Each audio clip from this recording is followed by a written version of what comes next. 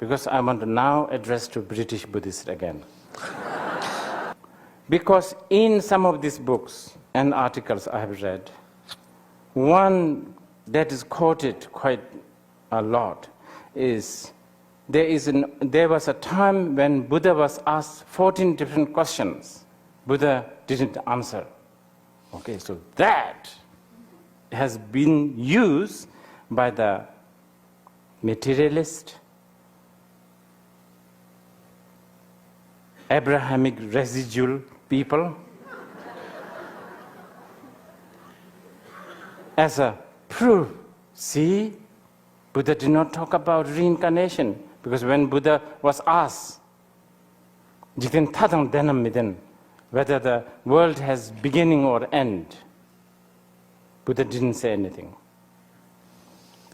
There's a lot of fault in this, because first of all, if you want to study Buddhism, you should really read at least few different sutras, not just one. Because, remember, because Buddha said a lot of different things. You cannot cherry pick. And then also the understanding, now this one I cannot blame them, of course, but I think the understanding of this, which the traditional Buddhist students like me, we rely on commentator like Nagarjuna.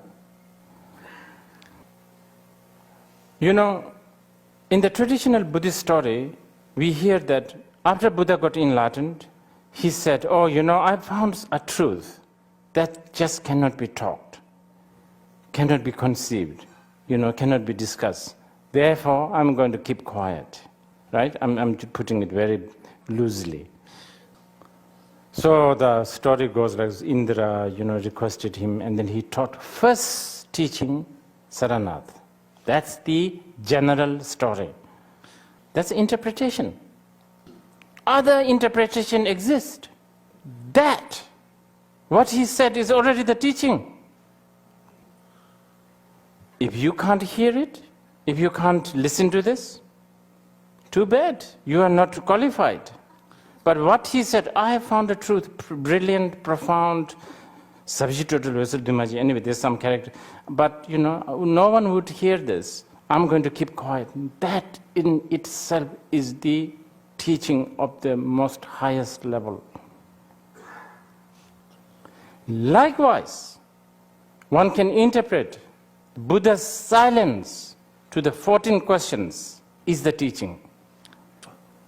You know, this question comes from Tirthikas, you know, sort of philosophic group of people who basically is a trick question. They wanted to trick him, whether the world has a beginning or not, right? Either way, you know, the one who is asking the question wants to establish that there is a self. Either way, however Buddha answered, it's a mistaken answer. The best answer is quiet. Because the same question has been asked in other sutras, and Buddha gave many different answers, many.